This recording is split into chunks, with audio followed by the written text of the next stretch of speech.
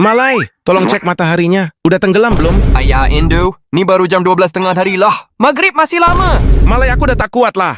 Kayaknya aku udah nggak bisa ngelanjutin puasa deh. Lah, kau tak sahur ke tadi pagi? Kan aku dah spam chat suruh kau bangun. Itulah sebabnya. Semalam niat push rank sampai jam 3 pagi. Lalu rebahan bentar. Malah ketiduran sampai jam 8. Haha, padan muka. Itulah, nak sangat berjaga malam. Hei, kenapa kalian terlihat seperti zombie? Mending lu pergi dah. Santailah bro. Nih aku bawa burger sama es soda. Kalian mau enggak? Apalah kau ni? Kita ni sedang puasa lah. Wow, chill bro. Gua cuma nawarin.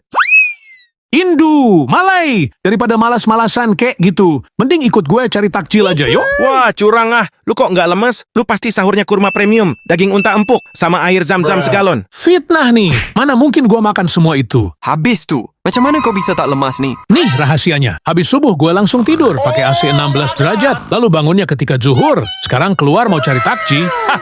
Pantesan jir.